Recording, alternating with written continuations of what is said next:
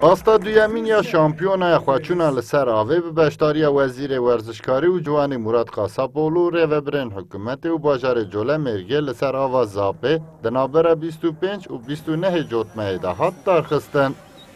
بشتارین چالکی باله کشاندن که به چالکی موها ناسینا جوله مرگه گرینگه. ورزشکار کش باجارین ترکیه هاتبون که خوشی خوانین زمان که هاتنه جوله مرگه و سرچم اضافه ورزش دکن.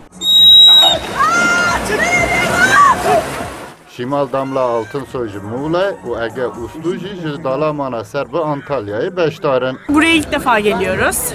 از یکم جرا کتیم جولا مرگه دیدنا و جغرافیای بومن شنازیه جبوکو پیش قبولن لهمبر باجارن لویالی ام بشکینن چالاکین و هادتین هر تشت گلک خوش بو و هیویدارم ام بسایا ورزش آخه باجارن دنجی ببینن geldiğimizde atmosferi دمام دهاتن نچافداری ندکر کو ام خوازای که واه خوش ببینن براستی خوازای که به همپا هیال ور نها بکلاجانم کو لجهه که وها ورزیش دکم ام دخوازن به پیشبر کاندجی انجامن باش بستینن.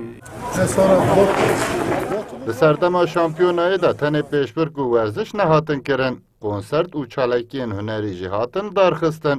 شورمند سرکومار ترکیه رجب طایب اردوغان گلشن اورهانجی درکت سردکی و موزیکن دو کردی و ترکی گود.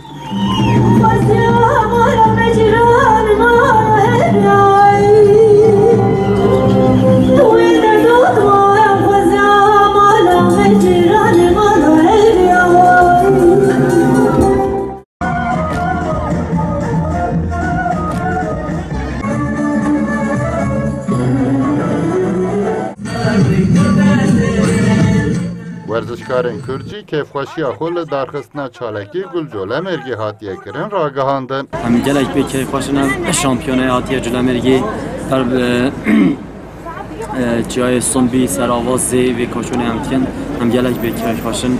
Hakkari'deki ilk yarışım. از یکم جارتم جوله مرگه و گلک کیف خوشم من گلک مرق دکر جوله مرگ جی چم زی جی گلک خوشن و من گلک جی جوله مرگه حس کر